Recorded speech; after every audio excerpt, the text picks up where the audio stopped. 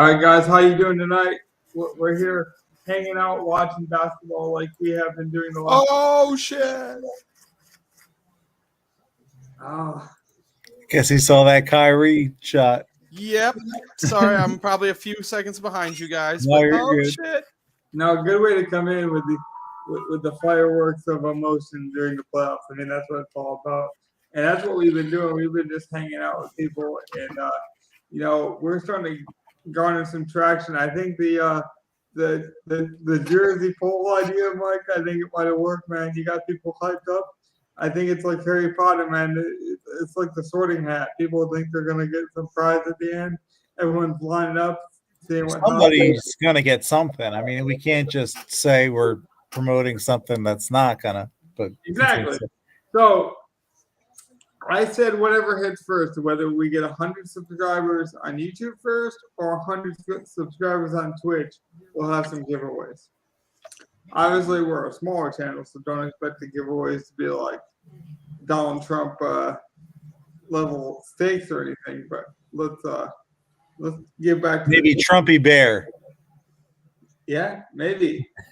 Well, man, I don't like all this NBA like turning into soccer theatrics, man. I really don't.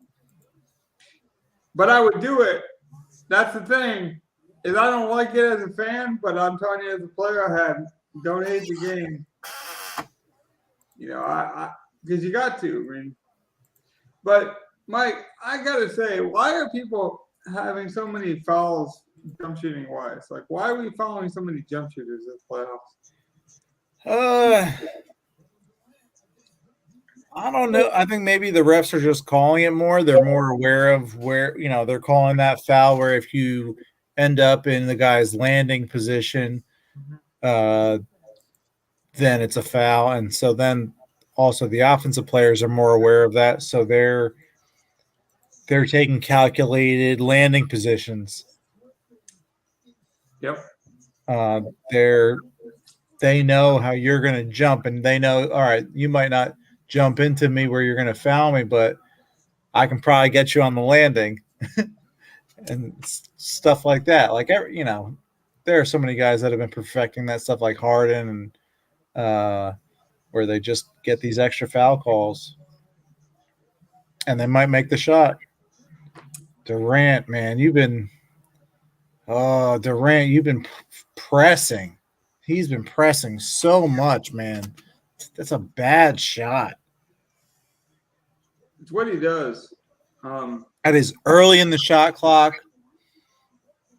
I mean, and very much contested. He did not really do anything to get open. He just said, I can shoot over you. I agree. And you can, Completely. but the guy's also pretty tall too and got long arms. I forget who was guarding him. It might have been Horford or Grant Williams, but like if with Tatum out, they gotta win this game. Well, you do know that the coach of the Celtics did coach under Steve Nash with the Nets last season, so they're crediting that to how he's been guarding Kevin Durant, kind of getting in his head. But I don't know. It's we hear a lot about leg. See, but there is some truth to the chemistry. I remember reading the Phil Jackson book about Shaq and Kobe, and it was just like, if your two stars don't get chemistry, the whole team doesn't get chemistry. It's like it's a thought and an emotion. Like, if your thoughts don't align with your emotions, it's really hard to have a full body of work. Pun intended. I just want to credit Marcus Smart on his defense there. Like, he really, he got called for a foul, and he's just not making anything easy. Like, you can't even bring it up the court easy, and that is why he won Defensive Player of the Year. Yeah. That's stuff that he doesn't get enough credit for, probably. Oh, man. I think he's the first guard to win it in like what 6 years. Is that right, Gov? I do not know that, but I had heard he was like the It's first. been a forward, I think. Yeah. Yeah, it's been a forward for the last at It's least been a 20 wing. years. Yeah. No, it was how do actually, you know when you get there? No, right? No, most improved. it was Rudy Gobert for like 2 years in a row. And He then did win it 2 of the last like 4, I believe. Yeah. Yeah, and then Giannis won it 1 year, I believe. So yeah, we haven't seen a guard in a while. Man, credit to the Celtics for this series because it's over. It is. Let me know when you guys got to that crucial. Oh yeah, moment. I'm not commercial now. I Gov, think you there? Yeah. You're at commercial? Yep. It's going to Dude, commercial Durant. right now. Durant. He missed that free throw. I know. me and you are about even tonight, Mike. It depends on the channel, and then Right. it really depends on the channel. Yeah, no, but I mean, I just, I take it for granted on a guy like Durant, and I know there's pressure for that guy too, even though he's been to the mountaintop. But to take the shot he took, I'm more mad at the three. Like the three he took with like 50 seconds left. It was actually Victor Oladipo in 2018. Wow. But he beat out Capella and Dinwiddie that year. Man, the Nets are going to need, like, I would honestly say, like, get a fucking three because just assume Boston's going to make the 2 free throws. You still want to have a shot. That actually makes sense. That year, that was the year he was traded to Indiana and balled out. So, yeah, that makes sense. You got to get a quick shot no matter what you get, Mike. Like, you got to just fire. Yeah, I agree. The showdowns go well. Durant and that are doing good. Did you see Logan? Did yours start up yet? Yeah, I'm seeing it. That's terrible. Well, I agree that you had to take a quick shot. So, I mean, like that time, I'm not as mad as the other 3 he took. But the reason that's terrible is because if you ever remember Peja Stojakovic always said pump fake. He's like, defenders want to jump. And I just feel like you give him a quick little head fake. Maybe. I'm saying that 3 with 50 seconds left where he walked it up the court and then just it wasn't even like he pulled up. He like waited for the defender to make sure it was one-on-one while the defender was right up on him, and then he was like, all right, I'm gonna do 1, 2, 3, pull up. And he didn't create any space, and like he had to know he didn't create any space because he didn't even try to. I'm gonna be he honest. was just trying to just like casually dribble and then pull up like the defender wasn't guarding him tightly. Yeah. I've always known Durant to be a good player. I never bought him as like this Mount Rushmore player though that some people put him in. I did, and I still think he can be, but man, time will tell. Maybe I was wrong because this isn't and Boston's the better team. They just are. Well, that's exactly what I was gonna say. I think we're getting back to more of a team identity kind of sport. I think that would be great. I think we're always gonna have individuals, right? Like Durant is still an individual to be feared. See, but that's the thing. It's like people always want you to either burn the house down or like water it with paint and keep up with the Joneses. It's like there can't be any middle ground. I'm just saying I don't think he's in like the Mount Rushmore of like top pantheon of players all time. He's obviously one of the best current players. But I don't understand why too many people make these grand statements, too quickly, and then you can't walk it back. Gov, what's your takeaway? It's been a couple of days since we talked to you about the NBA. What's your what are some takeaways? What are some things you've been enjoying? Anything you want to get off your chest? Oh, I can't believe Joe Val went off yesterday. That kind of made me mad. I really thought he had been run way too hard in the regular season and been playing kind of exhausted. And then all of a sudden they give him a bunch of minutes in a game that it's not like it was a win or go home game. But No, they're winning that series. it's hard without Booker. They have to win one they got to win one in Phoenix, and then they got to win the one at home. You guys are going to do it again, aren't you? You guys are going to give Chris Paul a pass. I mean, he has to play well. He played like shit yesterday, and they lost. Yeah, right. Herb Jones shut him down, and Valanciunas played him great. And Ingram and McCollum looked like Ingram and McCollum, and But to be fair, every other player looked good. And if Chris Paul does play well, they probably win that game, even with Valanciunas playing as well as he does.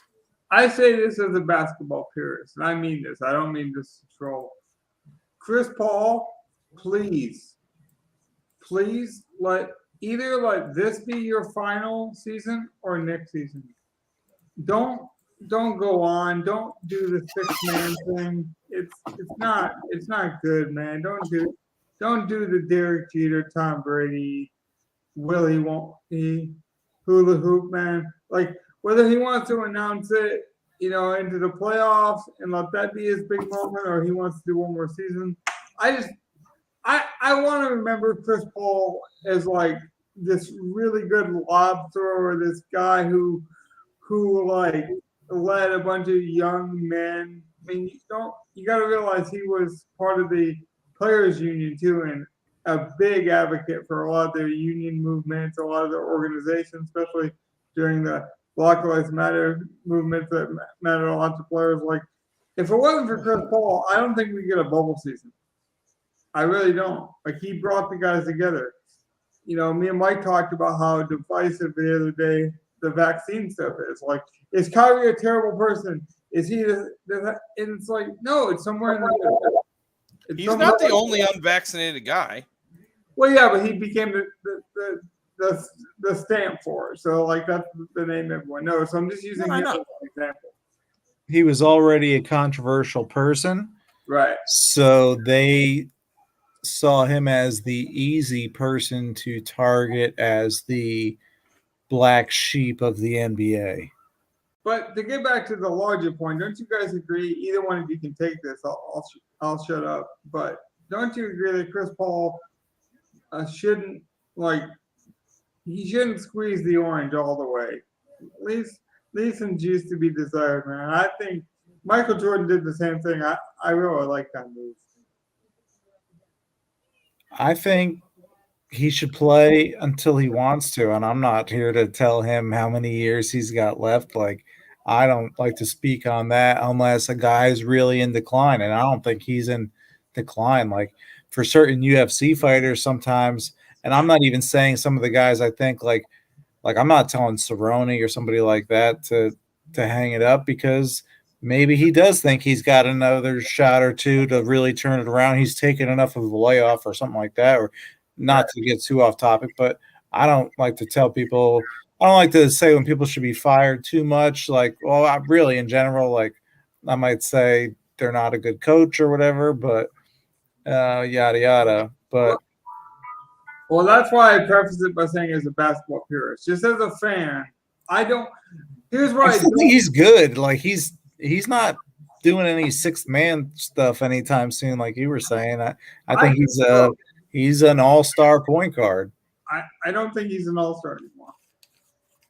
Maybe not after this year, but he would have been, right? Had he gone, or didn't he sit out? He was this year, where he played and got hurt. Was he the guy that got hurt? No, that was somebody else with the dunk contest. He played hurt. He had hurt his thumb and played during the All-Star.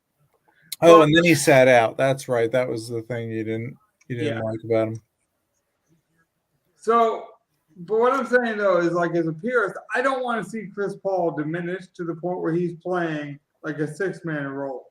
Whether you think that's this year, next year, 2 years, just don't do that, please, as a basketball fan. I don't want to see that. And I don't think he would. Honestly, the think he kind of really guy is. he is, like he's the guy like LeBron, like Yeah, D they're not Wade. going to do that. D stuff. Wade, it was very surprising when he said he would do that, and he only really did it for a year, and then he realized no. See, I didn't like it when Dwayne Wade did it either. I was going to preface that. Like, that's the kind of thing I don't want to see. Yeah, and that's why I don't think it's going to happen.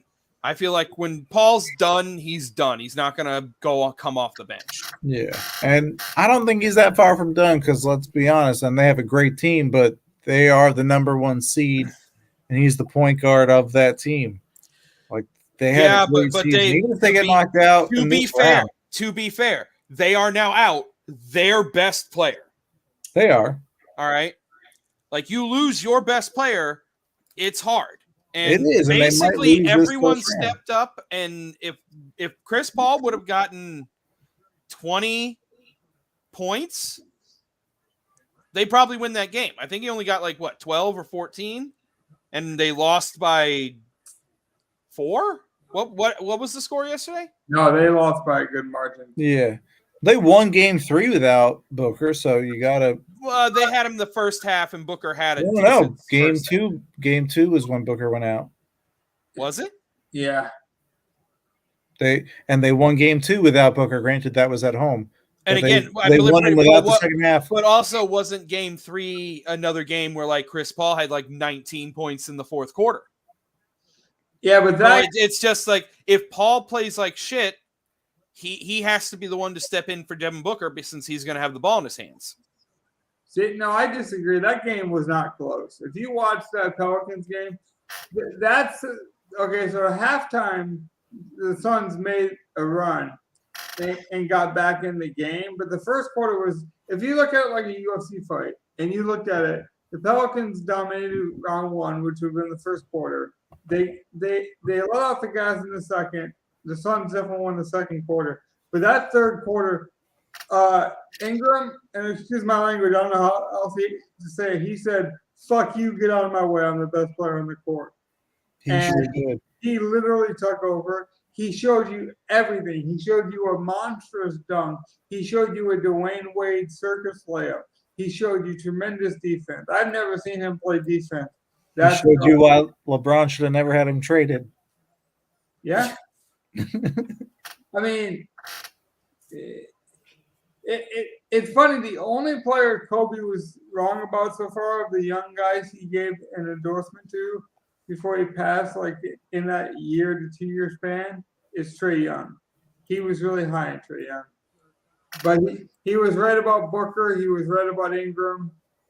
He was even right about some people that pay not to be good, but I won't go there because, my God, he thinks I'm a hater on Chris Paul. So I really am for the players. You are. Really, it's more about, well, it's more about protecting Chris Paul's legacy in this sense, where, like, what I want is, like, say Governor has some kids someday. Like, I want Governor to pull up the chair and tell his kids about Chris Paul and not remember any of the bad. And it's like, so the least amount of bad tape you put out there, the better that story gets told. And so, to be fair, I'm not going to remember anything before Phoenix. That's the problem. Lob City and I mean, I know about Lob City. I know about it's a like I know his Pelicans. The trade of the Lakers that got nullified. What was the New Orleans team called when he was on it? Was the Pelicans? The Hornets. No, they were the Hornets then, right? They were, yeah. Yeah. Charlotte was the Bobcats. Yep. Weird. I love the old NBA. The old NBA or the old NBA? I don't even. I love the. How about? I don't know. Yeah. The new NBA. Here's a guy. I like watching guys jack up threes. I'll admit that. Here's a guy that I wish. I just wish there were better shooters. Better shooters? Like, to be fair, I feel like people should be jacking up threes, and there should be a lot more guys closer to Clay and Steph and stuff like that. Like, I'm expecting every team to have like a Ray Allen, at least. And there's not that many guys like literally there's a lot of guys in the NBA who are going to shoot like sub 50% and not really. Yeah. There's a lot of volume guys who get scoring because they shot it like 25, 30 times in order to get 22, 23 points. Yeah, 28 but points. you got to realize, Gov, as the offense has improved, defense is going to improve too. Me and Mike were talking about it, I think the other night, even live, maybe not live, but like with all this length and versatility, we're going to see more zones. We're going to see more athletic guys take more chances. And so as you see a Steph Curry and a Klay Thompson shoot at a way higher clip than, say, the 70s or 80s basketball, the defense is going to catch up. We've seen this movement in baseball. For a long time, starting pitchers were going, 6 to 7 innings strong and just throwing gas. And now it's like pitchers can hit as good as some of these other hitters. And then, like, you're protecting your pitchers. They're pitching less and, saving their arms for big moments. And, like, so as the game changes, it's going to change on both elements. That's why a guy like Giannis, is just as dominant as Steph Curry. They just do it in different ways. Speaking of Steph Curry, and also to touch on what Governot was saying before, like, I also am a fan of the new NBA where there's guys just jacking up shots and, like, not to sound too crazy, but when guys are just jacking like that, like Steph Curry, like, he's on off, and, like, I mean, you could say he's just when guys are just jacking off like that, like, forget it. Like, they're gonna win every game. Yeah. No, all right. Well, Crickets. to that point, it was a good one, but no.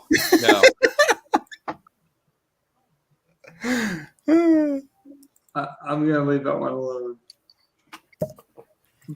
Because that will be the Easter egg. Like 5 years from now, if we ever get famous, like, that'll be the Easter egg that people go back and look at, and they're like, they were like, he's gay. He said he likes to watch guys jacking off. Yeah. Or they're gonna be like, man, if you were a fan of those guys back then, you were, here's what it's interesting though, like how games just evolve.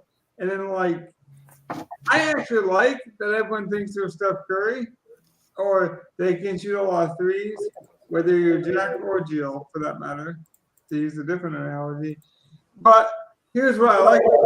It exposes people's decision making. We just saw a terrible three by Kevin Durant because it looked like it was contested. It wasn't good. It was quick in the shot clock. But then there are players that can do that and know how to set that up. And so, like, in a way, it's like a new chess move that is really effective if you set it up with the right parameters. But if you just, like, read about it in a book and then you try to execute it on your first go, it's not, there's no three-point shooting for dummies here. Like, the people that are doing it a high clip are doing it because they're elite at it, And I feel the same way about dunking as we talk about the new NBA and, like, evolution.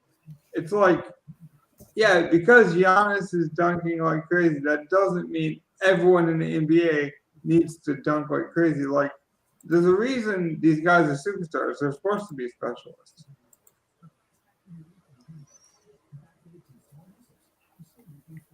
Who's the jack of all trades? Since we talked about specialists, like, who's the guy that you feel like has the most complete game?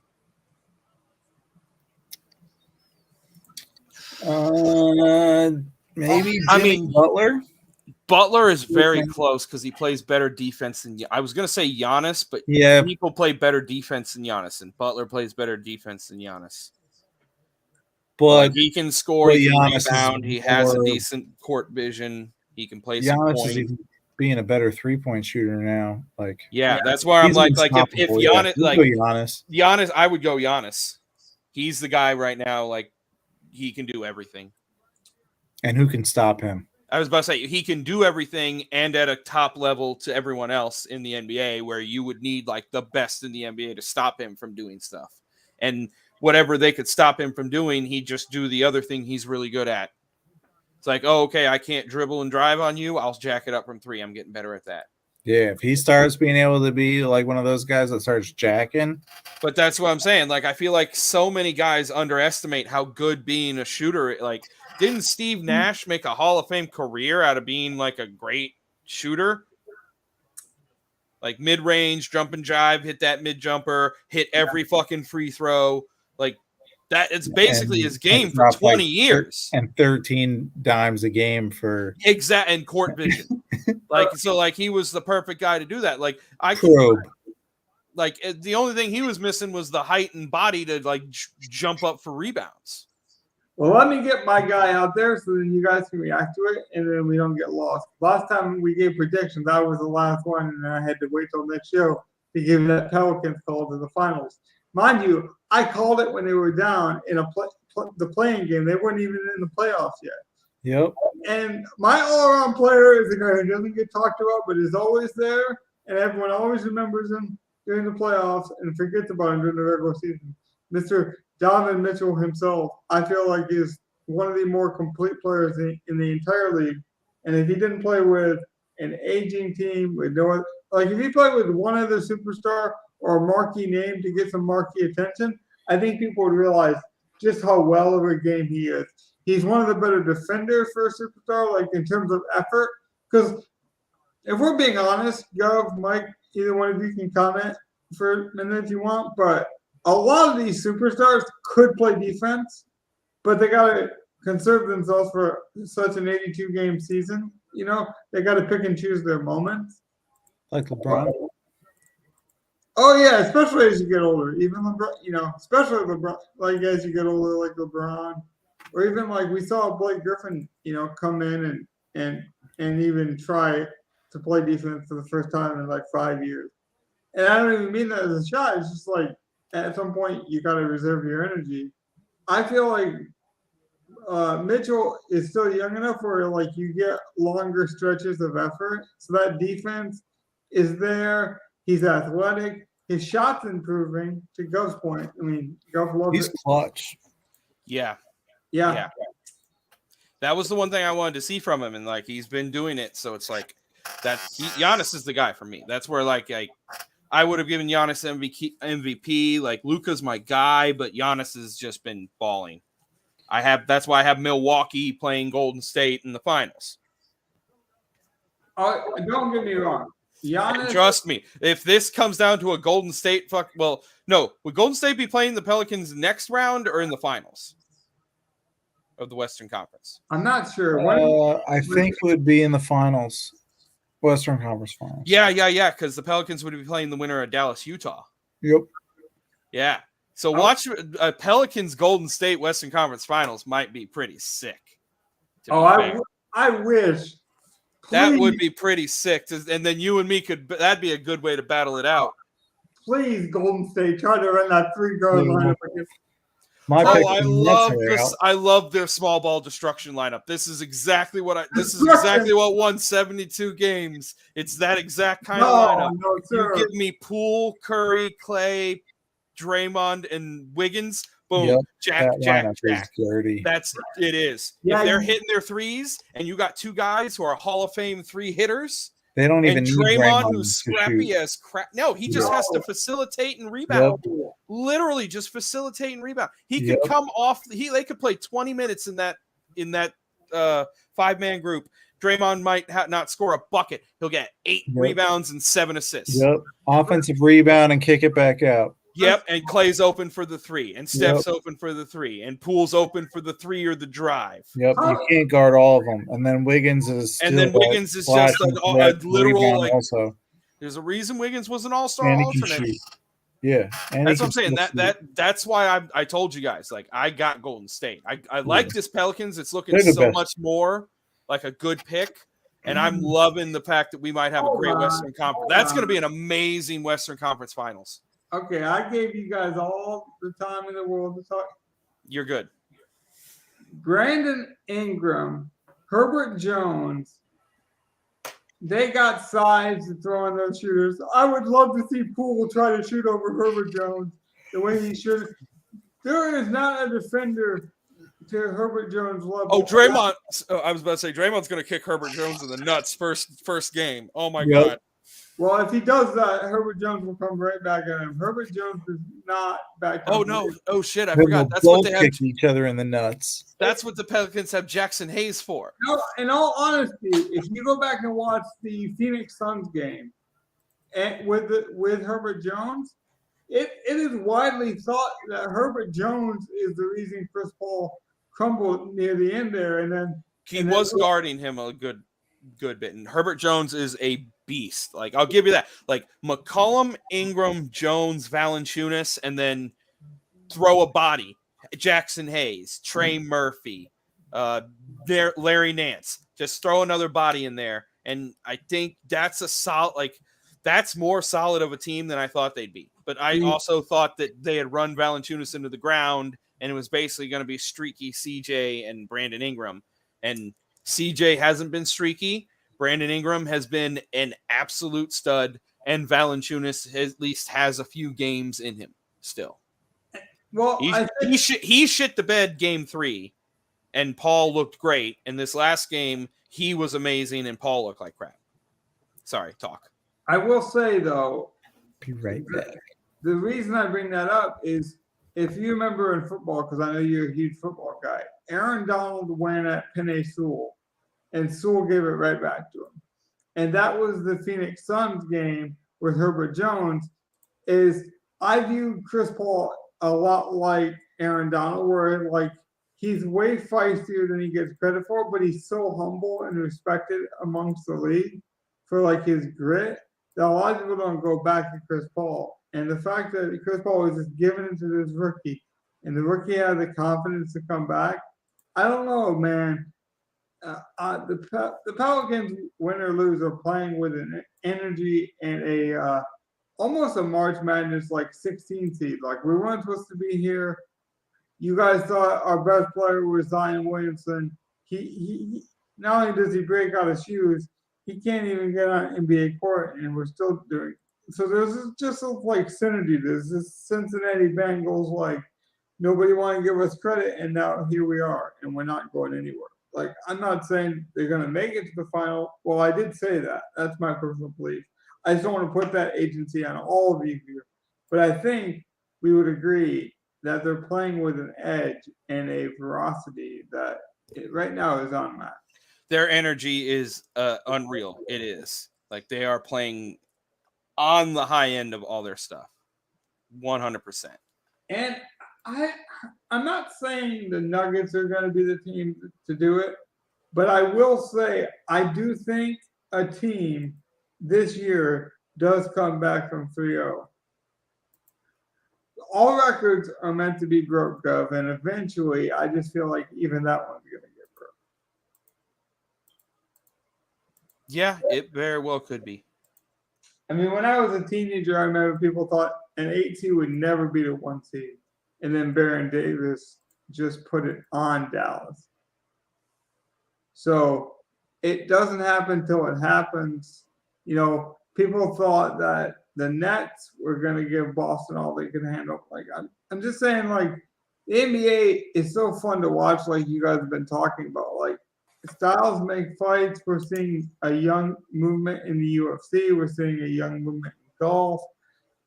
Hell, we're even talking about F1 because of shows like, Netflix's documentary. We're giving, secondary leagues like the USFL a chance, I think largely due to documentaries like Last Chance U and things like that. People just want to see like authenticity and like uniqueness and zebras and like things that aren't common, like Giannis or like, these different, the Angels pitcher, Otani. How do you pronounce it? Shohei Ohtani. Ohtani. Yeah.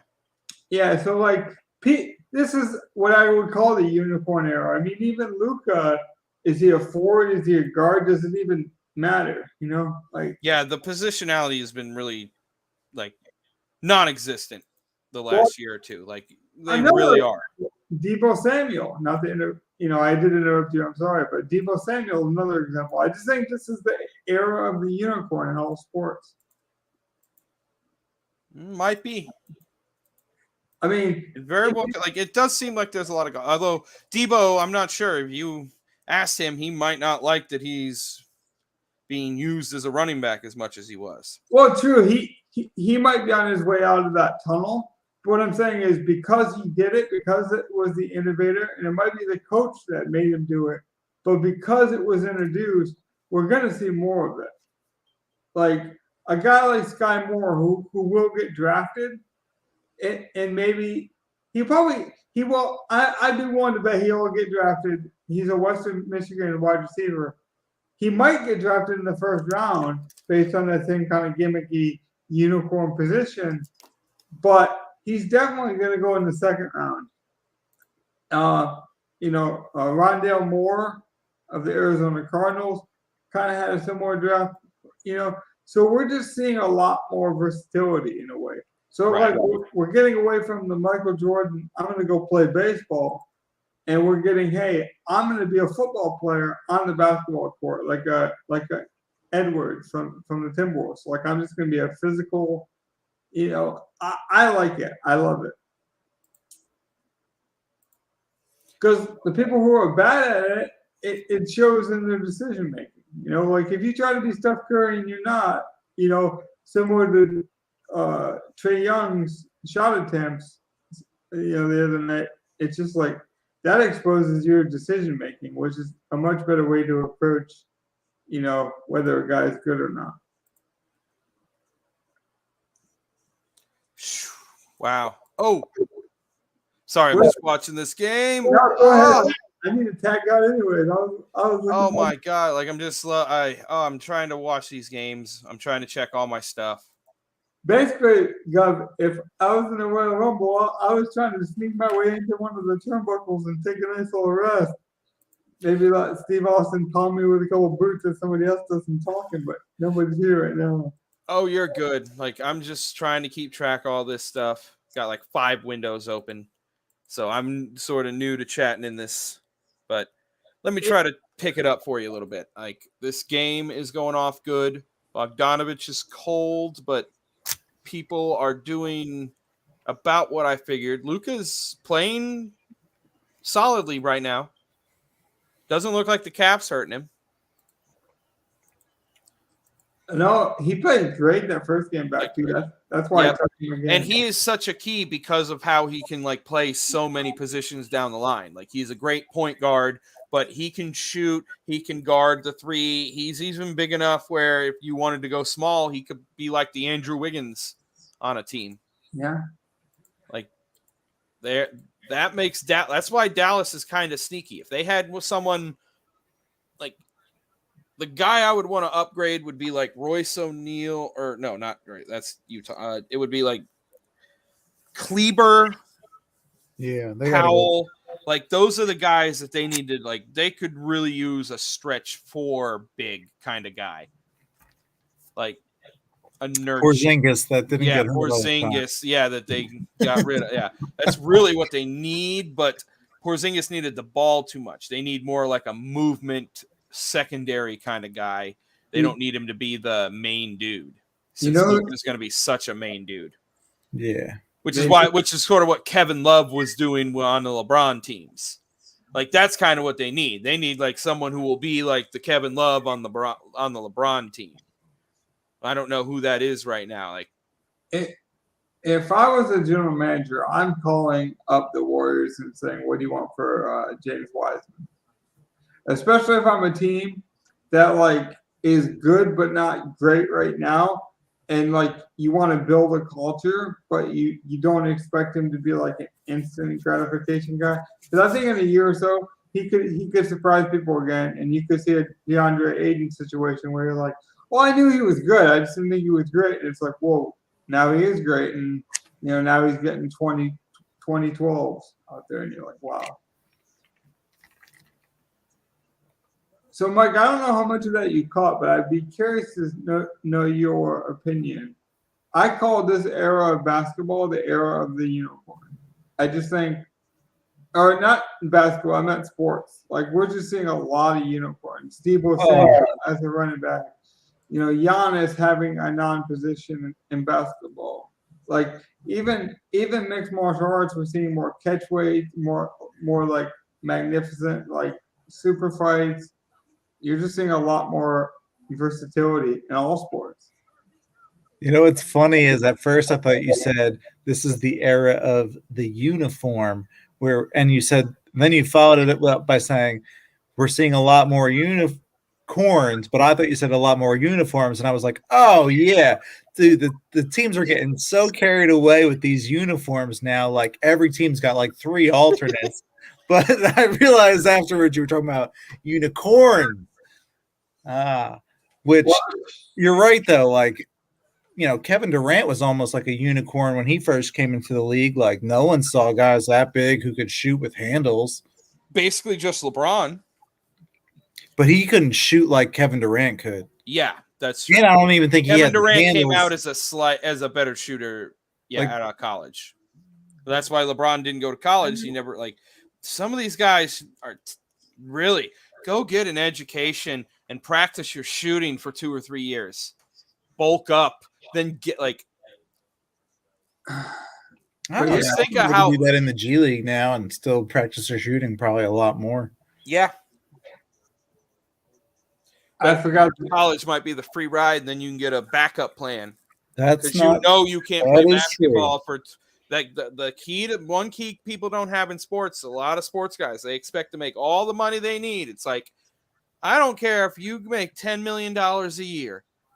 Do not expect to make all the money you need in 20 years. Never do that.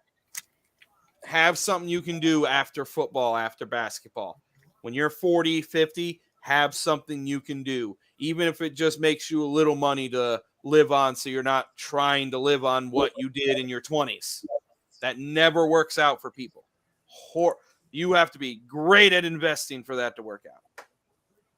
No sauce, everyone. But it's. I would recommend not having a back sports. I have to say, Mike, I feel bad. I'll be right back. I forgot to tweet out a live link to the show, so that might be why we don't get any live viewers tonight, unfortunately. Well, it's all good. But this has been a good show, so I do hope people do go back and listen to it at some point. It's really been great. I got the Philly-Toronto game on, by the way. Do you? I had it on my phone, and I checked my DraftKings lineup, and it closed the app. Toronto's holding on to a nice 10-point cushion for a long time now.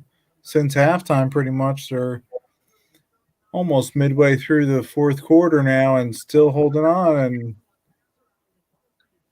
Philly doesn't have the answers.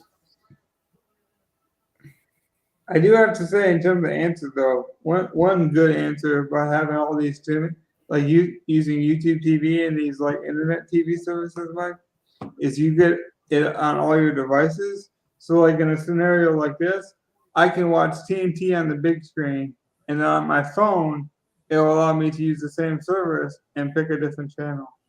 It's tremendous. And if I had multiple TVs, I could do the same. I could do the same thing on my computer, and it's unlimited. It's an underrated feature to Sling or to YouTube TV that a lot of people don't know. But I haven't had YouTube TV, but I've heard good things from multiple people now, so might have to check it out. But even in baseball, Mike, we're seeing the Angels letting Ohtani be a pitcher and a hitter. In golf, we're seeing these guys who would have been labeled just as bombers, or I remember when Bryson came in, and I don't know how much you know about golf, but when Bryson came in, he wasn't a jacked up, crazy power hitter. He was more of a finesse kind of guy. Think of him like Dwayne Wade in basketball, really creative, knew how to get the ball around the hoop. around the cup and I guess you would say in golf. And then just decided, hey, Tiger Woods tried to bulk up, but he did it too late in his career. Let me bulk up early. And then he started jacking, these huge drives and becoming really entertaining to watch, but maintained most of his like cerebral attack to the golf course. And that kind of made him like the best of both worlds because he was cerebral, but now they put on like 20 pounds of muscle, and I literally mean 20 pounds of muscle. He had the power, and then all the younger players started doing it, Mike. And then you start seeing them come out of college earlier because they're like, well, I'm fully developed, like physically. And I was mentioning to Gov like the reason F1 is popular and the reason NASCAR is doing better is because of documentaries like the F1 the Drive to Die documentary. Like that really caught people's attention. Yeah, there's a series on Netflix, right? Or is that the same thing? That's the same thing. I don't know the title because I haven't actually started it yet. And people say I'm in for gold when I do.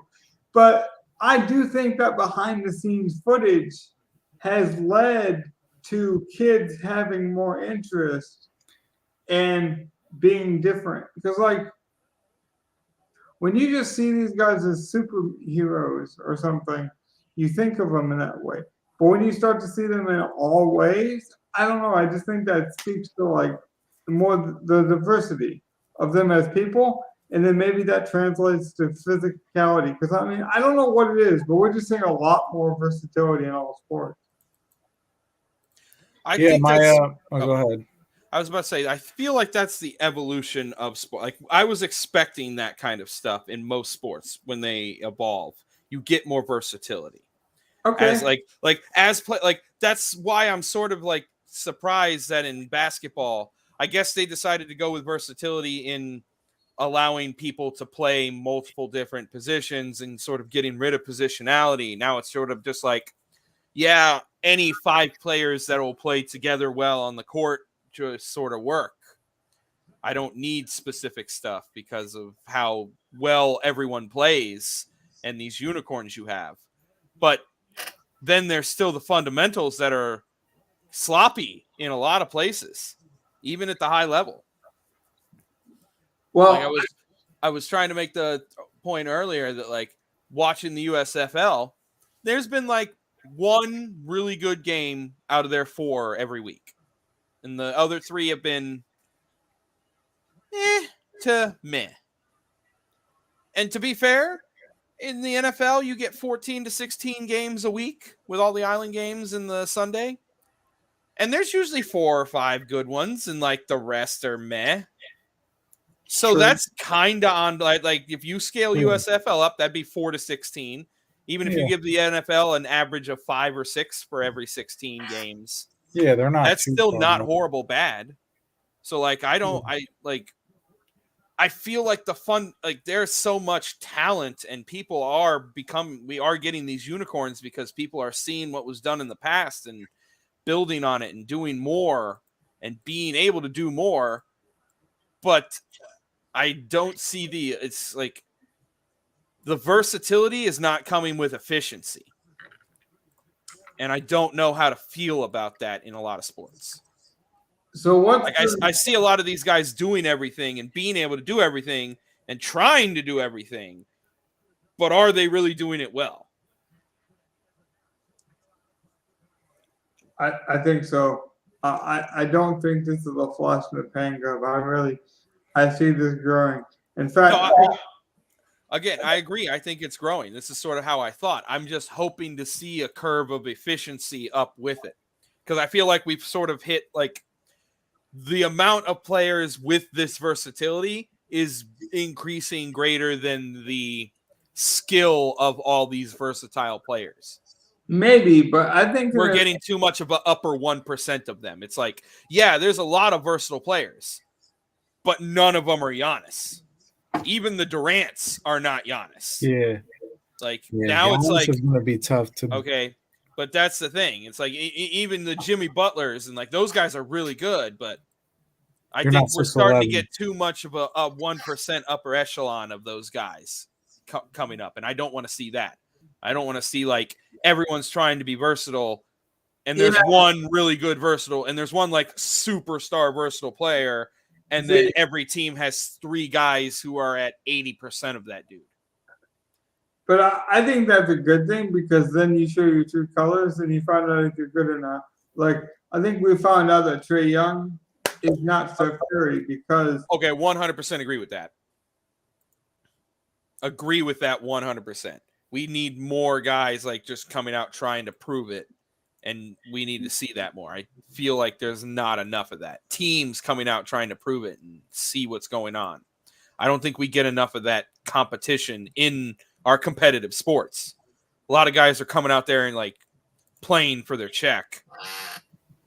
I think in the next like 6 years, we will see our first defensive, offensive player in the NFL where they play both sides.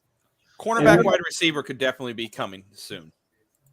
And maybe it's not like an every game thing or like an every down thing. It might be like, you know, in situations, but like where you actually consider him a defensive player. It's not just like, oh, in the last second of a game, Calvin Johnson's in there to bat the ball down. Or No, it's going to be something like a good, solid corner. Yeah. Who also just all of a sudden gets like 20-30% of the snaps at slot wide receiver or something. Do you guys remember Chris Gamble at Ohio State? I want to say he was the last guy to really former Panther cornerback. I know him. Yep. Oh yeah. I know Gamble. Gamble, he never really did it in the NFL, but man, they used him at Ohio State plenty. Yeah, I feel like that's how we're probably going to see it. It's probably going to be a corner that's also able to play some wide receiver. Yeah, got some good hands. With some good hands that can go up and get the ball is also able to get wide receiver. So you'll see a good corner who gets picks, who can also get you like 4 catches when necessary. When he's running some of the easier routes. Is there any other topics you guys want to bring up tonight? Because I kind of like the consistency of jumping on here for like an hour and a half during these playoffs. And just like giving it to you guys, the current events, doing our little radio kind of popping. But I've been kind of leading the show in a way, steering you guys. You guys can give me rapid fire. You could bring up your own topics. I'll let you go on your own monologue. Where do you guys want to take the show? This show is my casa is your casa, man. Let's see. What do I want to talk about currently? How about these Brooklyn Nets and how they get swept? I got it. What did you say? Sorry, I lost audio there for a minute. I was going to say, what do you think about the Nets losing? I don't know if I jumped on before. We should talk about this because now it is definitely official, and they lost. I'm stunned. They're done. I'm impressed by Boston, but I am stunned on behalf of Kyrie and KD that they couldn't get one win between the two of them. Like, I'm embarrassed for all parties. So here's why. I'm embarrassed that the Boston Celtics won't get the credit they deserve. And I think that's a slight to the NBA.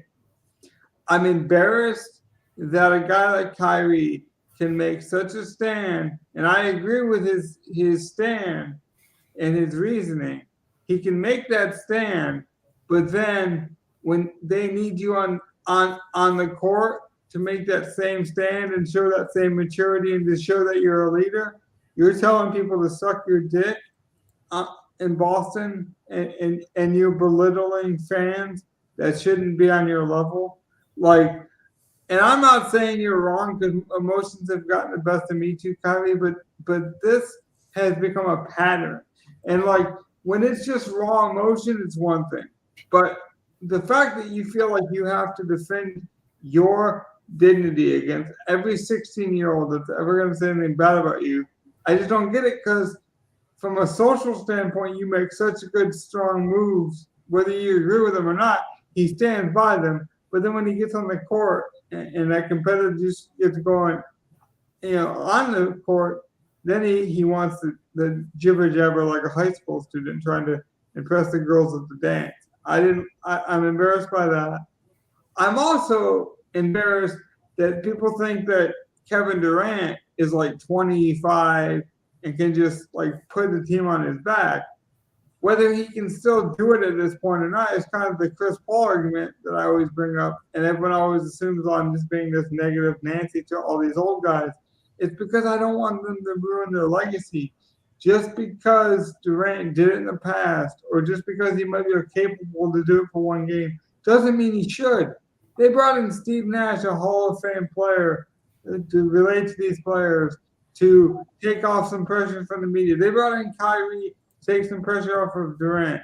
They brought in veterans like Blake Griffin who've been there, done that, that have friendships in the league for recruiting purposes.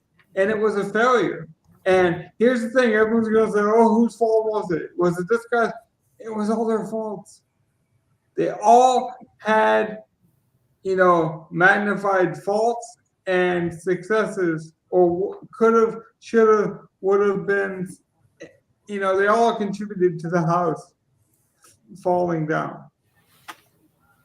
They didn't let it happen organic. They've tried to force a lot of things with all their trades. They go for Harden last year. Doesn't work out. Although, it sounds great on paper, but then they have their issues this year with, I guess Harden had a problem with Kyrie not being there all the time and wanting to win now. And so he's like, get me where I wanted to go in the first place. Get me to Philly. And, everybody wants a big part of control. It's hard for everybody to get their way. So I think ultimately that's why it didn't work out. But I'm still shocked that, to be fair, on a basketball level, they couldn't get it to. I feel like if they had better coaching, they could have maybe gone farther. That's fair. They didn't make any adjustments. Like the first 3 games were the exact first. All 3 games were the same. How do you not make a single adjustment? Well, I will give Steve Nash this credit. He was interviewed at in between quarters and was asked about his going small lineup. He's they're like, I see you're going small, I forget exactly what the question was, but he said, yeah, well, we're gonna be going small here because we find that is what gets us the most space on the floor and gets us more open shots, and it creates more space for us. We could go big and then we would get more rebounds, but we would have a hard time, driving. And I totally agree with that. So you do have to pick and choose what and you're right where I guess it's not working, but so he probably should have come up with something other than maybe a lineup change, maybe a defense change, maybe go zone. I don't know, throw some zone. Even it's just they did the same thing to Durant the first 3 games. It's how do you not figure out how to get around that? It's I think they're doubling him, so run plays, space the floor for the doubles. Okay, they're going to double him. So anytime there's a double, there needs to be 2 guys around Durant so that he can get the ball out, and a third guy moving to the basket. How do you not run plays expecting the double? I would have been practicing that all week. Just every play, we're going to double Durant. Every play, we're going to double Kyrie. Just all week. Bruce Brown, you're going to get the ball. You're going to get doubled. That's what's going to happen. Beat the double. And just I think Durant just needed to know he was, he even said it after, I think it was game 2 or game 3, where he was like, they are just, putting 2-3 guys coming to close out at me every time at the end of, or when I'm going to shoot, they have 2-3 hands coming at me. And I'm thinking maybe you should fucking pass the ball. Yeah. And this game, he almost had a triple-double. He played really well, but they also sort of played off him a little bit and shut down Bruce Brown completely. And Durant just did not, like, they still lost. Like, as well as Durant played, no one else could step up enough when they're shutting down like, Boston basically proved right there in this last game, like, yeah, Durant can still go off and Kyrie can play okay, just like Kyrie and Jaylen Brown basically played the same. So it's like, yeah, Tatum can foul out, Durant can go off, and we'll just shut down your other dude, and you can't beat us anyway.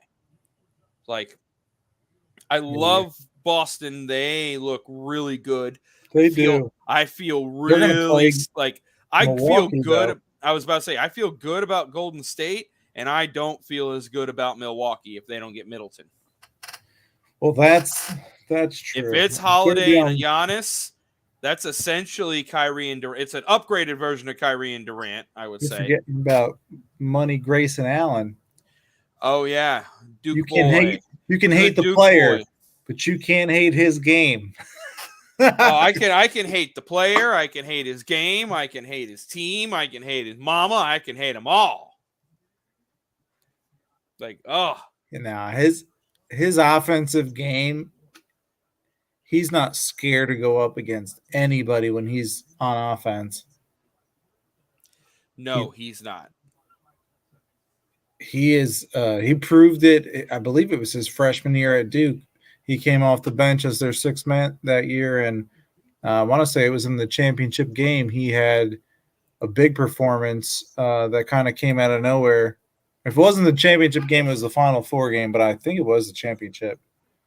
But I want to say, yeah, he like sparked their whole second half run and had like a 10-point second half or something like that. And for a guy who's, just a role player on Duke in that year as a freshman, that was not a coincidence.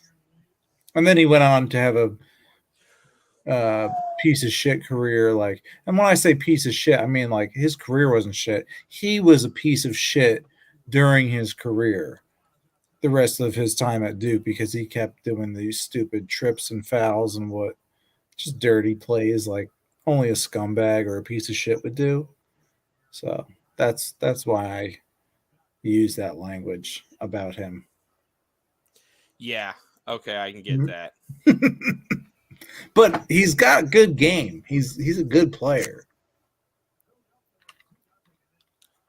Oh, wow. Oh, the Raptors won another game. Yeah. So that's what I'll use my thing about. I'm thinking about this now. I'm like, I kind of ruled the Raptors out after they went down. I thought they had a chance to win game 3 because I just thought they're going to come back strong. But then they lost, and I was like, all right, it's a wrap. Philly's going to win this series. And now with the series going back to Toronto now, so now you got to factor in Thibel's back out. And now Philly's got to go with this lineup. Like, how weird, how the Nets had the option to possibly bring Simmons back today, and then they were just like, what the fuck would that do? Like, that would only screw things up more. We're trying to get a rhythm. You want to throw a guy in who can't even shoot and has all this other side drama? Like, that is the last thing we need. But with the Toronto, I think that they actually have the advantage right now because Philly's went from 2 games, on a high. Then they went to Toronto where they had to lose Thibault, which changes up the rotation a little bit. And they did good. They won. But then they lose. And then now they got to bring Thibault back because they can use him. And like, why wouldn't you use him? But so you bring him back, and now you lose again by 10, and that almost looks like a terrible game. And then you're like, all right, but now you got to go back, and you can't use him. So now you're going back. You've lost 2 in a row. All right, they might win, but then if they go back home, and now you have to play him again. But how much do you play him? Is like this fluctuation of their lineup, I think could really play in the Raptors' favor is all I'm saying. And I'm curious to know your thoughts on that too. Either of you guys. I actually it looked to me like they had already planned for this because the first 2 games of the series, they'd already started Danny Green Right. and ratcheted Thibault down to about 14 to 15 minutes, which is basically what he played tonight. So they sort of have his rotation set for when they play and don't play. It's just when they don't play him, guys like Gorgeous Nang and then the starters end up playing a few more minutes. So like if Maxey and Harris aren't playing well, that's where that's going to hurt you without Thibault. But like I'm not so sure that like Harden, I don't know about him. And Embiid might be more hurt than we know with that finger. Which I think it's his. Is it his shooting hand or is it his left hand? It's his shooting hand, but I believe it's his. What is it like? Isn't it his thumb? Yeah, if it's the thumb, that's a problem. Yeah, like maybe not like because he's missing his shots. He missed his 3, 7 of 15. He was still able to get boards. He still had a few assists. 5 fouls tonight in 40 minutes. Like only 20 points. It's like, a torn ligament, was it, in his thumb? Something. That can be more of a pain in the ass than you would think, especially when you're catching all your passes with that hand. Like any, I don't know. I mean, and then maybe they could shoot him up to numb the pain, but then like that's going to mess up the feeling of your touch on your shots. To be fair, I'm not super worried. I thought this series would be a tough one. I thought this was the first round series that would go 7 games. So, like, I'm not surprised that this is happening. And to be fair, looking at tonight, 7 of 15, 6 of 16, 4 of 11, 5 of 14. That's Embiid, Harris, Maxey, and Harden. At home. At home. That's their shooting. They all shot like 30% from the field. And like no one shot better. Like 4 of 9, like their best player was probably 5 of 10, 4 of 9 from 3, Danny Green. Wow. Started with them. Go Danny Green.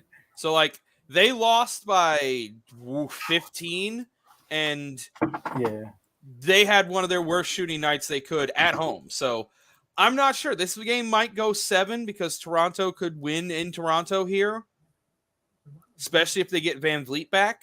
But I still feel like the Sixers are going to win this series. Yeah, like Toronto got to the edge. I'm not sure Toronto's good enough to win 4 straight. But could they win 2 or 3 here now? Yeah, and make it a series? Yeah. I can definitely see that. Sure. Now, I mean, like I did not see them getting swept. So like I'm again like now could the Sixers come out, shoot much better than they did, and just blow out the Raptors at home in Game 6? Yes, they can. They totally can do that. They totally can end this in 6 games, and then it's okay. That's kind of I figured that could happen too. That's more likely. Because Toronto is much better team than people were thinking. I've been high on them most of the year. They've got a great rookie. Siakam and Van Vliet are 2 veterans with a ring that know how to play well in the playoffs. Trent and Anunoby have been playing very good. Precious is a solid big. Birch, solid big. Boucher, solid bench guy. Like they're a good team. You never want to doubt a man named Precious. Never doubt. He might have been the optimal captain right now in the showdown. That's crazy. Really? Played quite well. To be honest, getting 47 points from Siakam and 33 from Scotty Barnes, kind of happy. Wish I would have played Precious instead of Gary Trent as my third Raptor, but it's cost me 6 points. It's not horrible. Lineup looks good right there. Now, I'm sitting here with 0.5 from Bojan Bogdanovic And that means I'm going to lose a lot of money with him doing nothing in my 3-gamer and my showdown. Yeah, Because Jason. I was Tatum's high on good. Bogdan today. Or, yeah, I was high on Bogdanovich today.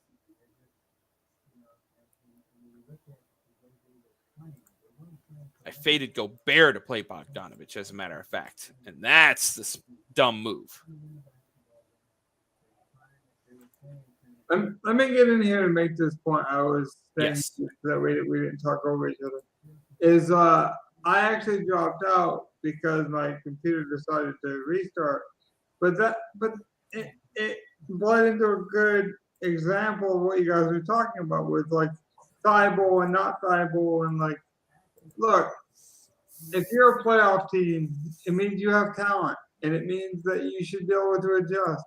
And at this point in the year, outside of major injuries, maybe Phoenix with Devin Booker, you gotta roll with your cards, man. All the cards on deck, and that to me, like we're getting away from team sports when we don't represent all the team, and so like you gotta roll with the good and the bad of your team, and sometimes that means that your star players aren't going to be stars, and sometimes that means role players have to step up. And you gotta go with it. Like I didn't plan for my computer to restart in the middle of a live show, but you guys kept it going because you knew what needed to be done, and that's the thing with like the whole Sixers thing. It's like, yeah, if Embiid's hurt that bad, maybe you should do what Luka did and take a game off and get healthy, or maybe if you don't like this yo-yo effect with Thibault, you pick one of those guys and you just like Thibault. You stick to the 8-man rotation, yeah. Yeah, you got to sit out this whole series because we can't do this yo-yo. Or maybe that's basically what Toronto did. They were out Van Vliet, and they're like, "No, we're not going to play Malachi Flynn or nothing. It's just we're going to play our normal 8 dudes instead of 9 dudes. It goes to 8 dudes." Well, we're going to see it in the draft. We're going to see a lot of philosophies in this draft on Thursday, which I want to do a show, even if you guys don't know about it, because I think that's valuable. Because I don't know how much stuff you guys pay attention to leading up, but so many people have to throw in so many mock drafts, and that becomes silly. And so, like, what I would like to do is just like talk about the potential of what these players could be, and like some of that kind of stuff. It's like I don't like this like mock draft stuff because no one on the internet, they're not general managers. Their careers aren't on the line. They're not the ones moving their families at midnight in the cloak of darkness if they get it wrong. Because people don't understand. It's like, yeah, they're rich, and a lot of times I take the player side. These owners and general managers get death threats, just like Deebo Samuel a couple weeks ago. There are a lot of fanatics out there. Things are good in Guzzel when you hear a cough like that. But look, all I'm telling you, though, maybe more people need to do that in your lives because some of these fanatics turn themselves into fanatics and they take it too far. We're not going to know who's good, but we can have a fun kind of talk. And Mike, did you still want to do a live draft show? I mean, I was gonna say, yeah, I'll do one on Thursday night. I would definitely be down to do What that. time does the draft start? 7? I think it actually starts at 8, but the cover. Oh, that's better. Good.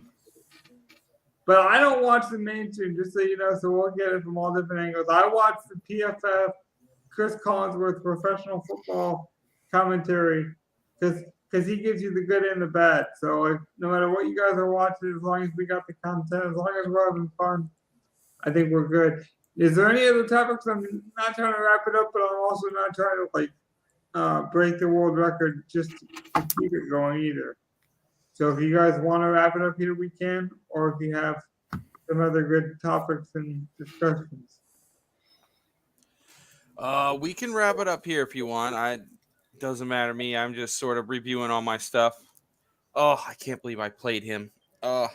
Okay, so let's wrap it up on this theory. First of all, if you get to 100 likes on YouTube, 100 subscribers on YouTube, or 100 subscribers on Twitter, we will do a giveaway of some sort. We can There do you some go. type of vote for the giveaway, maybe. Yeah, we'll figure See something what out. the people want. We Yeah. got to give the people what they want. I mean, I'm not saying it's if the they people's want show. like Super Bowl tickets or like a PS5, we got to get that because Well, we'll It's give still them just- what we have. yeah, we'll give them what they want that we can afford. We'll give them what they want that we got. Yeah, hand me downs. Yeah. Yeah. So I got a whole sleeve of these cups, like that we can, they But- can serve a purpose. It's a new cup every night, but it's always the same. But I always said I started this show on transparency, and I don't see a lot of shows do it, especially new shows. What's one thing you think we got right so far, and one thing you think we got wrong so far? I got the wrong one. I picked the Nets to be in the finals against the Warriors, but the Warriors are still alive, so that could be right. That could be the right thing for me too, but the Nets were the wrong thing. Bad. True. I think But I'm talking more like podcast wise. What's some of the mistakes we've made? Like, can you think of mistakes? What do you think we're doing well? Because if we promote this to children or adults, I think evaluation is always key. I think when you're evaluating your lineups on DFS, you're evaluating your job. Those angles, those criticisms, those are all mechanisms for improvement. I was actually thinking about that today, and one of the things I think we definitely have been overthinking that I tried to do last time when we ended. Like, as much as I don't care about it, and like I don't want to say that in a bad way, but it's like, remember to remind to like and subscribe and all of that, because we are guys who trust numbers playing DFS and betting. Why not trust the algorithm and use it to our advantage? No, you're right. As much as I might not want to do it, Yeah, I shouldn't just not do the chalky thing. yeah. I just help don't the need to do it. algorithm. Maybe I don't need to do it all the time, like everyone does it every show. But I'm going to remember, like and subscribe. Yeah. Like I At said, worst, it'll help if you us, say it it'll at help the us end, get to a giveaway. It'll help us get to help build everything. It'll help the community. It'll help everyone. if we say it at the end, like we're doing again now, if people stayed to the end, then they probably liked it. So Right? hopefully they will like it then. So again, we probably got to get better about maybe getting that out of the way early. Somehow after the intro, just like remember, like, subscribe, watch the show. Let's. I see what like we do. how Masvidal does it. Or have you seen some of these guys? Like Masvidal on all his videos when he starts, he's like, "Hey, remember, before you watch this video, you better like and subscribe this shit right now, or I'm gonna come beat you down and fuck you up." Yeah, I don't know if we got to go that far. No, but we can't do that because I I'm not. honestly would I don't know expect any MMA moves. I watch MMA moves. I mean, I could probably pull off a rear naked choke if you gave me the opportunity to jump on your back and get the hooks in and like really not do much defense. Then I could definitely pull it off. I know where your carotid artery is and where you need to stop the blood flow. Oh no, I know some Greco-Roman. I'll put you in a single leg takedown, and you ain't going nowhere. Here's the thing, Mike, because we all know all the OGs that have watched this show from day one. They know how much you love Jeff Fisher. How about if we get a certain amount of subscribers, you have to pull old Jeff Fisher for a few minutes and put your hat backwards. Oh, I'll do that. I'll shave to get a Jeff Fisher mustache because I'll shave and just leave the mustache. Maybe I'll dye it gray or something like that, and then I'll just be like, I have no shame. Look, I'm just here to have fun. I think that's also another thing we've been doing well is we've been super consistent and we've just been having fun. And I'm not afraid to even do silly things or do things that people are like, oh no, that's wrong. Because you never know what works, but one thing that always does is honesty and transparency. Like I feel like transparency, loyalty, friendship, those things translate no matter what topic we're talking about, and that's what we all are here. We're just three guys having fun on a nightly basis, checking in on each other, making sure we're good and healthy, and making sure, we enjoy good intensity and things like the playoffs don't come around, like you got to realize that some of these guys that are in the playoffs will never be on another playoff court in a couple days. So like seize opportunities. And that's all we're trying to do with this consistency. So I guess that would be my final message to all you guys. Like and subscribe and seize the opportunity because we are going to have some giveaways in the future and it could be you. So hope you guys enjoyed it. We're going to keep improving. We're going to keep evaluating. You do the same. And hopefully we see some better games down the stretch because, even though the playoff games have been good, I think the level of competition and intensity could even get more ratcheted up as we go on. Oh, I love it when better teams play each other. This is going to be so good coming up. I say, let's get ratchet. Let's do it. The Pelicans, the Warriors series would be fantastic. Let's get it done. Let's get it done. That'll be a fun one. Ratchet it up. See you guys tonight. I got a ton of props. We'll jump on here maybe early and I can go through some of my props just for fun. I'll give them out to you guys for educational purposes only, just so you guys know. I'm not saying they'll hit, but just to keep it fun and interesting. Always bet responsibly. Anything I bet, if I'm betting it, I don't mind. Exactly, but keep it responsible just like you would a drinking gathering, just like you would any other social responsibility. And it should be your social responsibility to like and subscribe on the way out of this video. Have a good night. Take care, guys. Have a good one. Later.